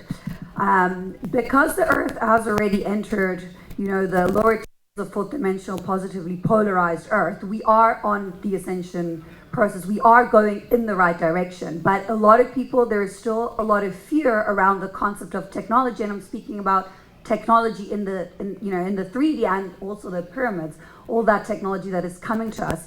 We are going to be able to learn and remember actually how to access it. And we are moving into a space where we are going to be able to remember how to use it in a way that is productive to the evolution of our consciousness. And we're going to be able to clear all the karma and all the fear, because a lot of us here were in ancient Atlantis and we were in ancient Lemuria, and we did live through the trauma and the fear and the death and the machines taking over. And I don't know how many memories you guys have had, but when I had my first memory that came back from ancient Atlantis, it was back in 2017 or 2018, and I actually drew it, and I remember drawing it crying. Like I cried for about 2 hours because I relived all these I literally saw these machines coming down and burning and people dying, and I drew it, and it was one of the first things I ever posted before I even started posting my light language. So I'm seeing this integration, but I'm also kind of like seeing the people who are choosing to move away from it, like that's part of their role. They need to hold the grid in the way that it is, so they need to move in nature and away from the cities. But we are all navigating and entering the space where we will be able to use the technology, like these med beds that will be coming down, even technology that is here that I've never seen before, but I saw and I was like, oh my God, that makes so much sense that we're going to be able to use that, and we're going to be able to start living longer. We're going to be able to start healing ourselves. So many people go to energy healing, and all of a sudden, like they were sick, and then now it's gone, And the rainbow ray spectrum is so powerful, because I started using the rainbow ray spectrum as well. I was told, I'm classically Reiki trained, so when I did my Reiki training about 10 years ago, the imprinting of the rainbow ray spectrum came through, and that's what I operate from when I do energy healing as well. So it's a beautiful practice to add, just really envisioning this rainbow light, and if you can also have it coming out from the heart and into and around and in the whole system. So integrating, bridging this kind of like science and technology with the spirituality through the quantum realm, and making sure that everything kind of like connects and gets used in a way that is, for the highest alignment, that is assisting in clearing and releasing and letting go in anchoring into high vibrational frequency timelines, so we all start operating from a baseline vibrational frequency that is higher from where we're coming from, and we believe in ourselves, and again, from what you said, the simplicity of kind of like just being present in the now, because all we need to really learn to do is listen. We have all the answers, we know everything, we're just too busy worrying about the past or the future, and sometimes we miss the now. And if we're not anchored and we're not present in the now, we're not able to see the choices that would be for our highest. Pick the timeline that's going to take us to a vibrational frequency, to our purpose, or to where it is that we need to go and where we need to be. So yeah, I guess more listening, and also more being conscious and aware that we are moving through kind of like this technology experience and evolution. Yeah. And in Peruvian shamanism, sorry for that, really intense. In Peruvian shamanism, there's a word Pachacuti, which means the right time. And we are in a Pachacuti right now. It happens every 500 years, and we're literally living a prophecy of when the eagle and the condor will fly together. But chaos occurs before the goodies come, before the righting of humanity and the world. And I want to ask you, Althea, based on what you just said about so to riff on the Pachacuti, it is about coming out of the masculine, right? The busy, active, doing, producing, all of this that we've all been living under. Or the receiving, the love, the holding of, yes, the nurturing. You could probably throw beautiful words. So important that we start to come into some balance and leadership. Can you speak to that and how that's possibly taking us forward? I think a big and important one is boundaries. I think everything needs to rise together, the mental, the physical, the spiritual, the emotional.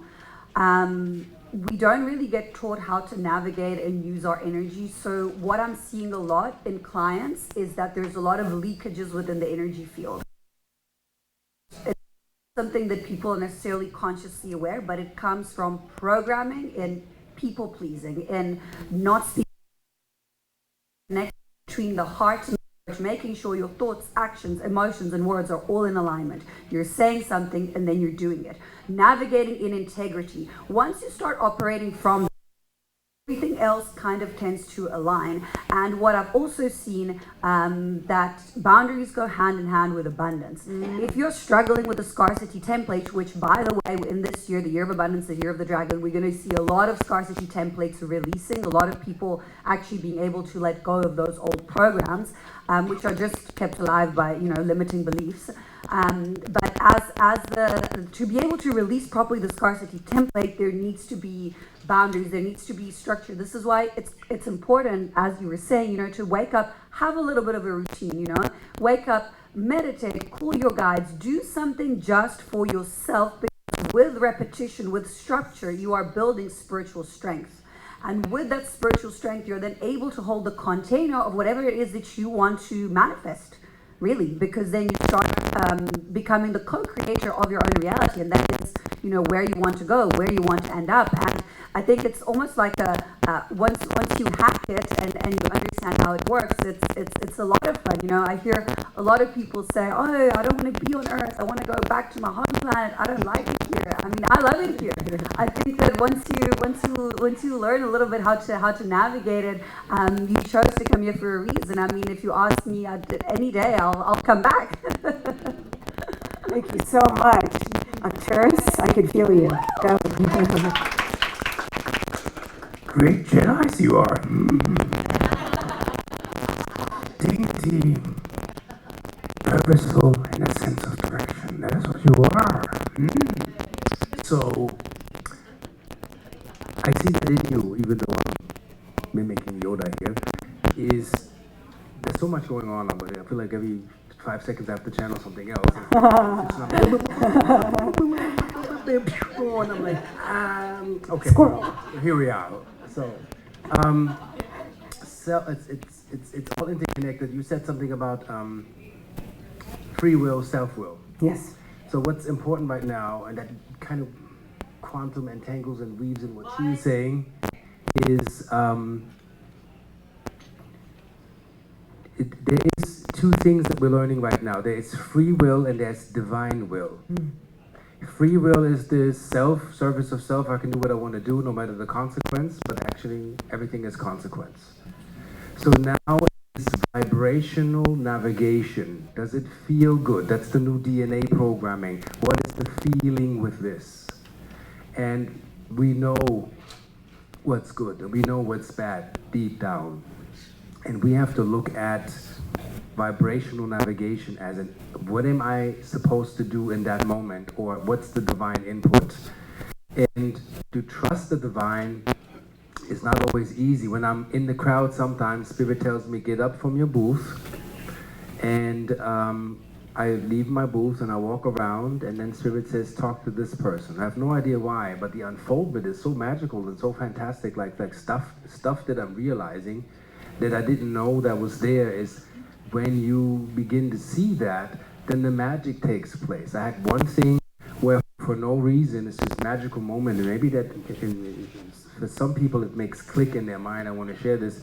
I felt like I want to watch The Unexplained, and I watched the story of King Arthur, and I'm like, why is it that I can't shake the feeling that it's not King Arthur, that's King Arthur, and that's this Arthurian bloodline, and it was original. So there was a monk that translated, and before that king,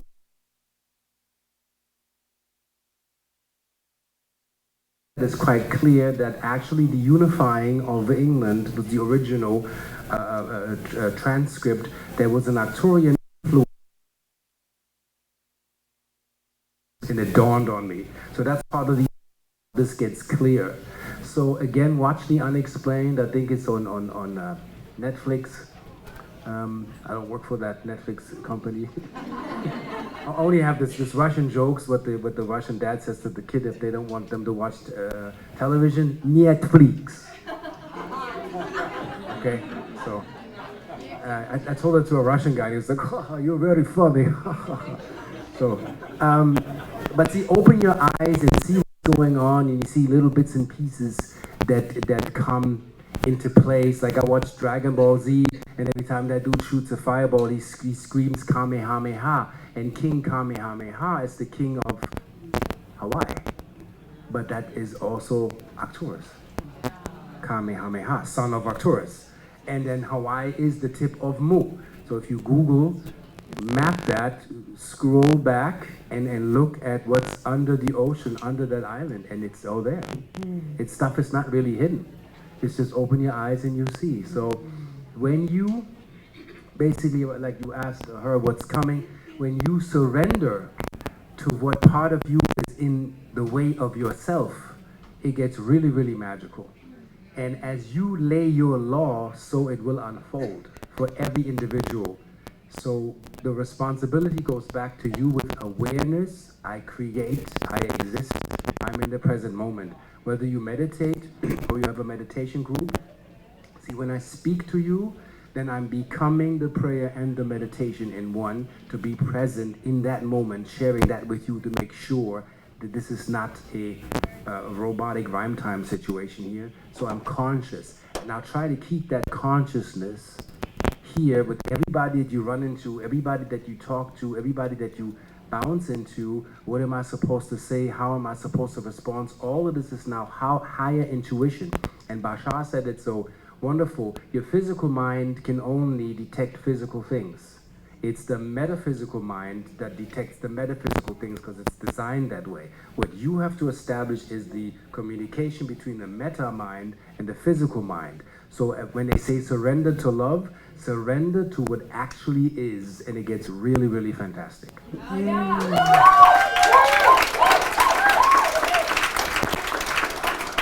Thank you. It's really true. You know, when I first got here, I've been doing Conscious Life Expo, I don't know, 10, 12 years. And I got to a point where I could actually master being here. And as a sensitive, it was just always so energetically overwhelming for me. And I've done so well the past couple of years. And this year, for whatever reason, entering here, I was kind of a mess, an energetic mess the first day. And I got to a point literally also of surrender. And I realized after the first day, we are all here. And is it a lot? Maybe. But it's incumbent on me to flow. And literally just like I talked about jumping out of the airplane, even being here with all of you, just like to marinate in this, because this is once a year. You know, we get to hang out like this, and it is the most exquisite event. So the moment I stepped into the surrender and the flow and the miracles and the beautiful people who are here, of course I feel so much better. The experience is so much better. And I really feel like that is what we're being called to in 2024.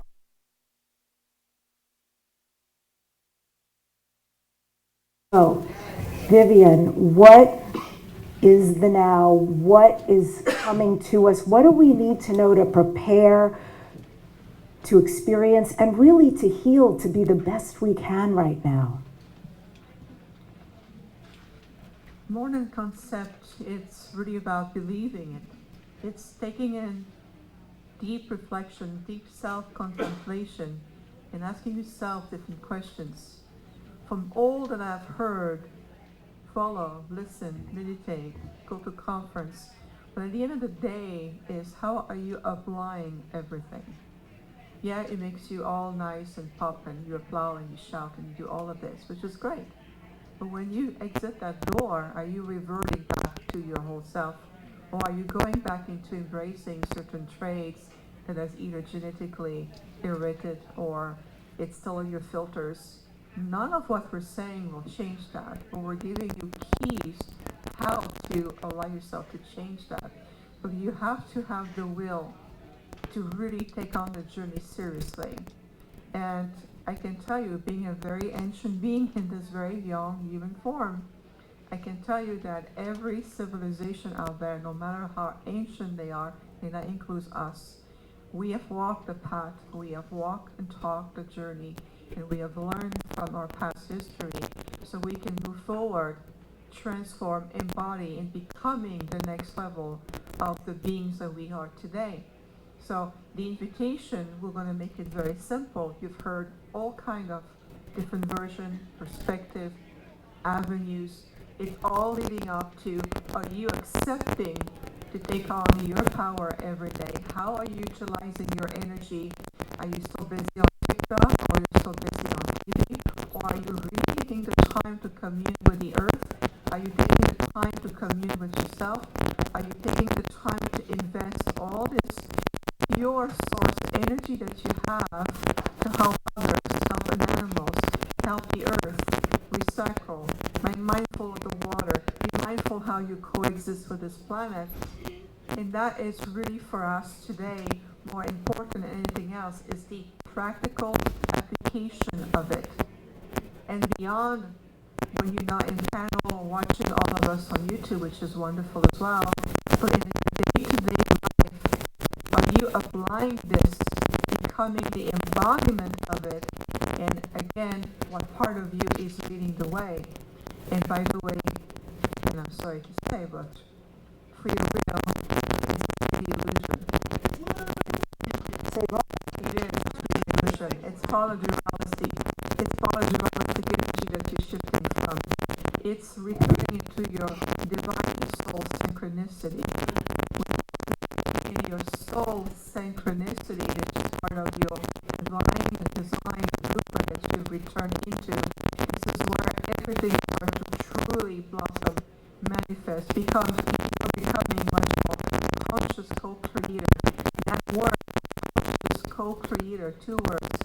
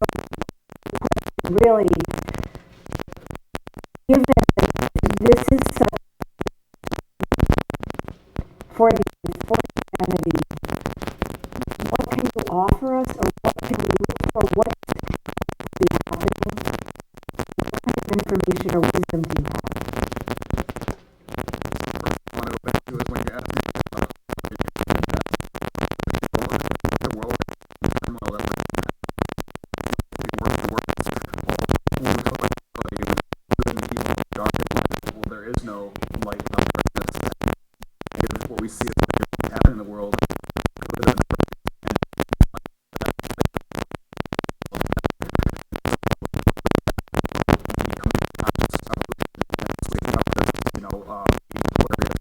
this new Atlantis that's happening, you know,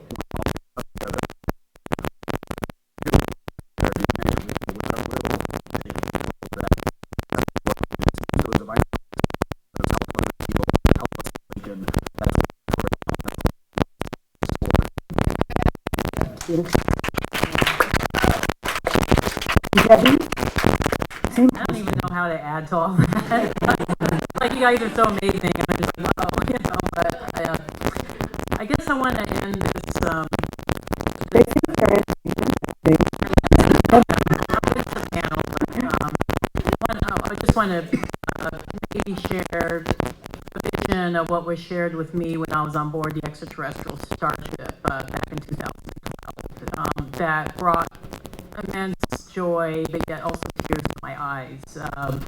This is the planet that I would like to see created. I think a lot of you will agree with me. When I was on board the ship, the Arcturians showed me through this holographic reality that they had this sphere that I was in, and I was just experiencing this. But they showed me a planet where houses were integrated into the environment, where there was no longer the separation of a space, you know, that we were all integrating into the environment, that we were all growing our food with, we're all growing our own food, it was all organic, we all shared, we all had small communities, there was no longer these big humongous cities, we all shared with each other, and we were teleporting. There was no longer any transportation like airplanes and trains and buses and cars, although there was a few recreational vehicles, because some of us like to, you know, scoot around in our, you know, motorcycles and things, but they showed me this reality, and I started crying, and I was like, I kept asking, is this just for rich people? Because that's where I was programmed.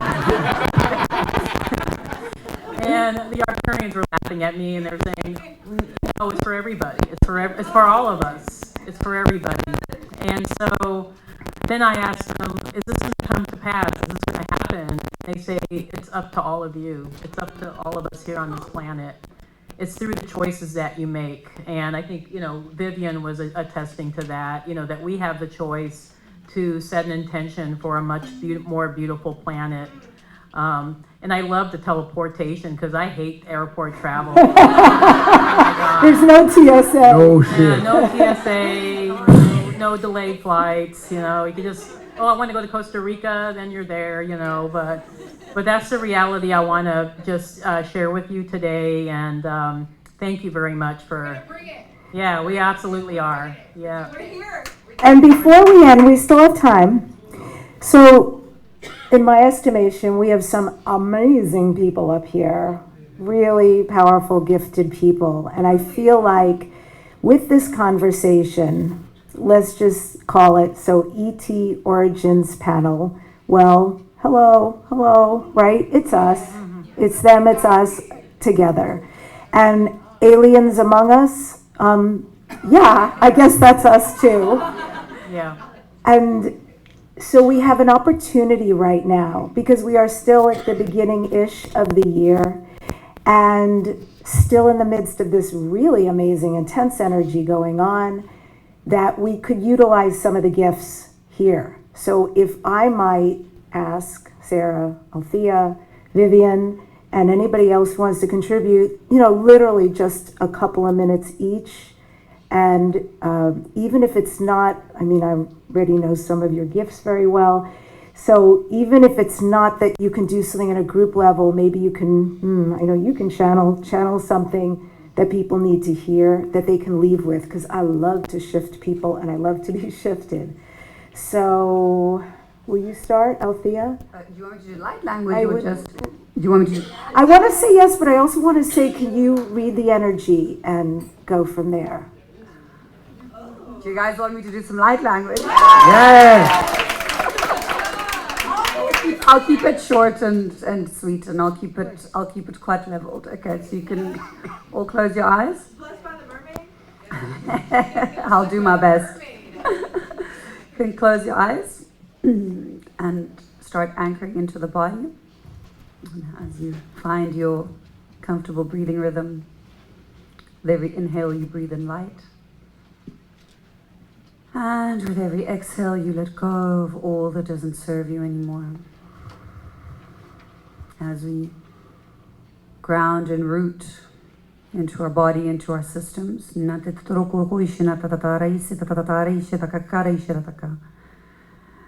We amplify and expand our systems. As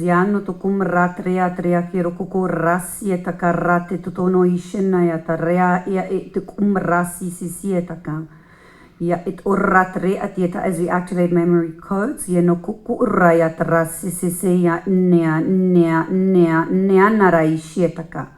In array asiet kumrate kerote kukukuro opening to more light kieto norayata sasietaka tria na re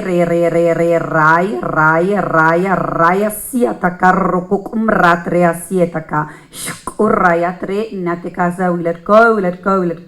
All that doesn't serve us anymore, cleaning, releasing, opening,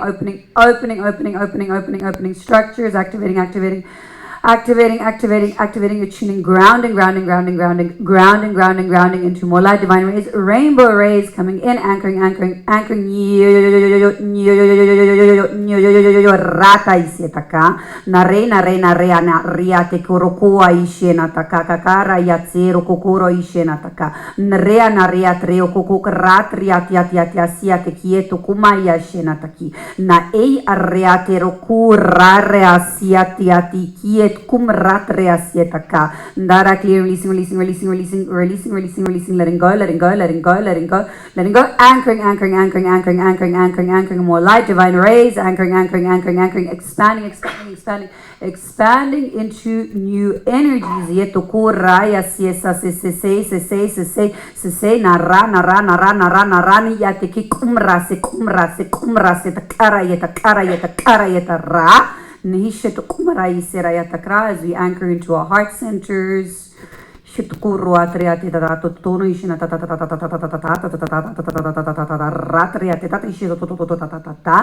we embody and come back to ourselves, to our heart, to the place and space of unconditional love.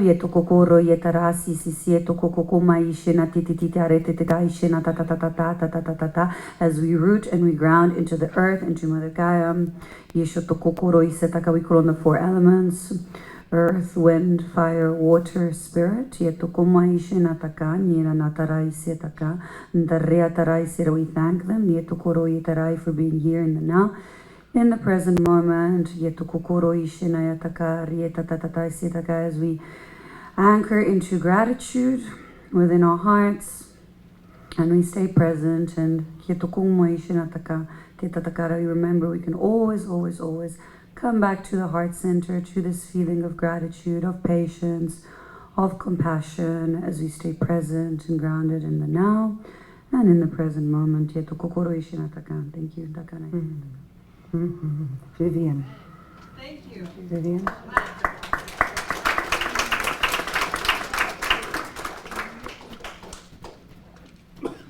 So we invite you to stay in your field, the field of connection within. Imagine for a moment as you're expanding to the sacred field of your heart center, the gateway of the universe within you. We invite you to feel and experience right now a multitude of collectives, high vibrational beings and masters of light, communicating with you from a place of high consciousness connecting to your high consciousness. So with each breath that you take, we invite you to feel and see this magnificence of light expanding to the torial field of your heart center, the intelligent field that truly connects you to omnipotence, omnipresence of all. And on this day, just set the intention that I remember deeply the full spectrum of who I am.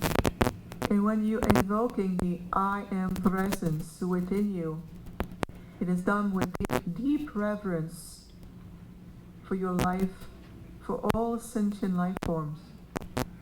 To feel the unified feel of Creator of all, this one dimensional holographic reality, and you are an aspect of it. Just feel our love and transmission directly to your core as you're expanding the magnificence of your light.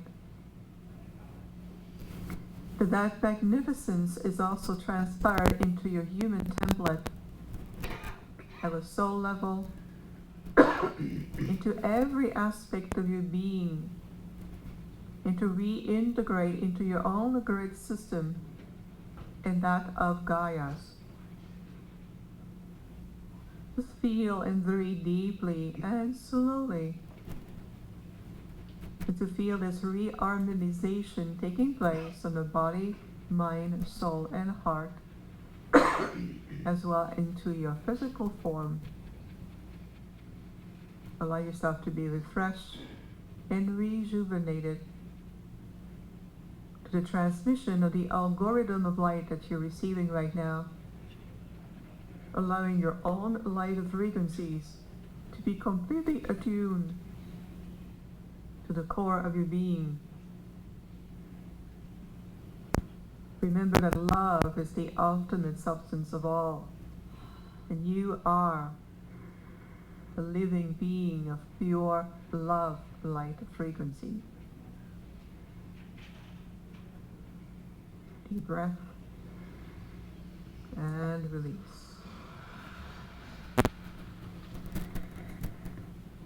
You have a minute and a half for us. Thank you.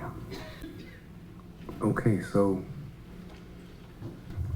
I try to tone this. Hopefully my voice won't fail. So if I cough, forgive, and then get into light language because she inspired me to go there, and I make it short. So here we go.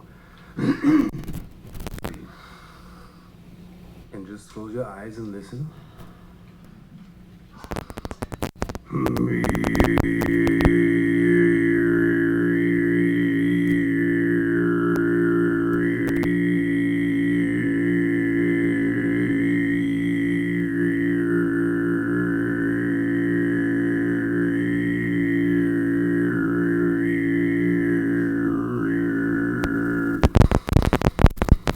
Akamua nekeshewe asata kamua sana awa temua na kiwa tifia ta amu umu setu asietefun wakamu asiti imua amua nemwe semua tai wakamua ai watamu inwa sama timua ne nemwe asatamua imia tia awa ate nemiwa asate imo umo asamwe. Oh. Thank you. Jerome, even if it's not just somebody spoke.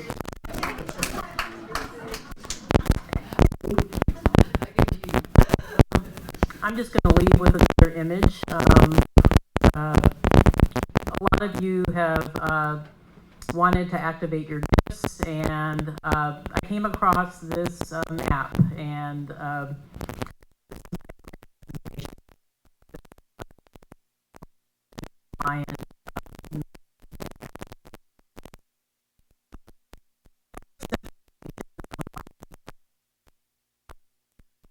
so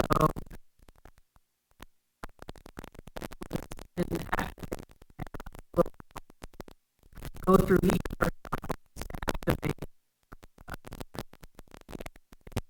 down the line, dimensional line, map, and then you'll find it.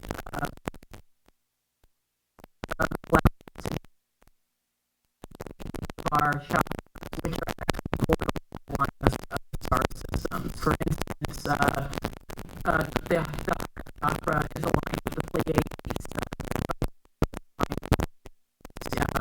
And as you work to clear your own chakras, you're actually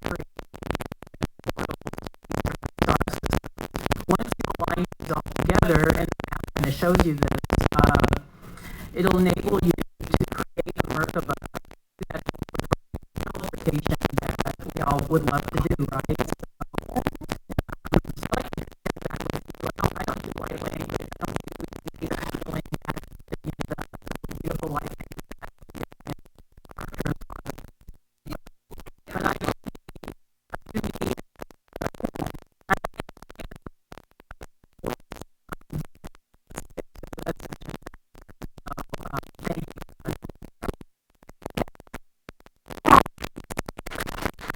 the embassy feelings receive right now.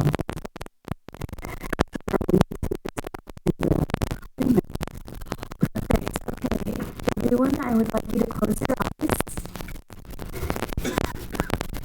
You're going to visualize the golden light tunnel. You're going to visualize flying up that golden light tunnel into 22D. So you're telling your system to elevate itself.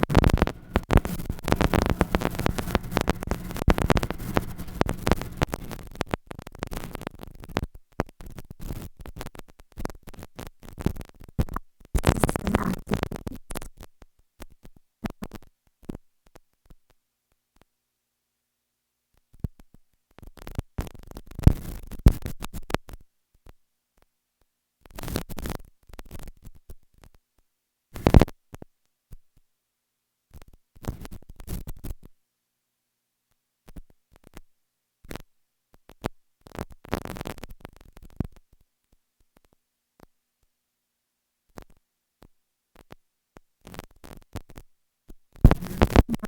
And visualize.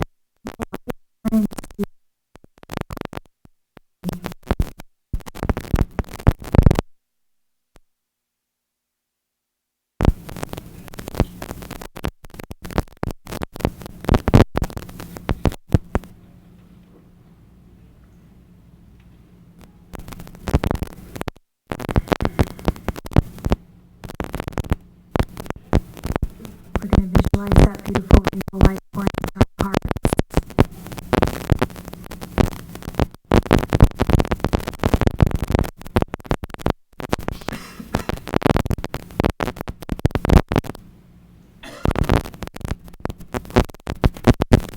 We're going to visualize it pouring into our aura and chakra system.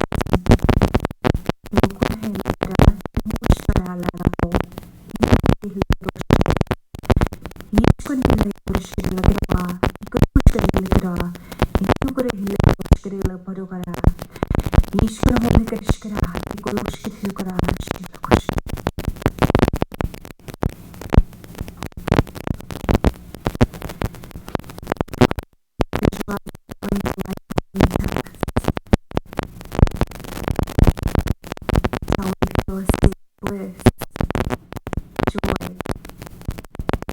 happiness.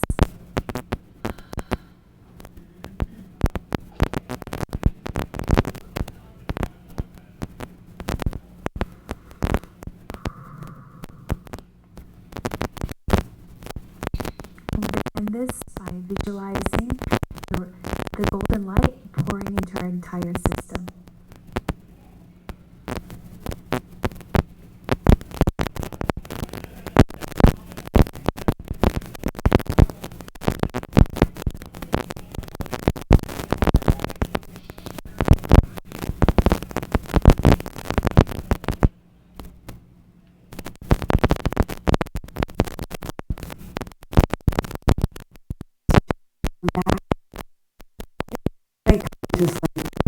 It is here for you, and please go see these people. Look in your programs, find out when they're speaking and doing their workshops so you can deep dive with them. Thank you so much for joining us today, and go be the light you chose to come here to be at this time.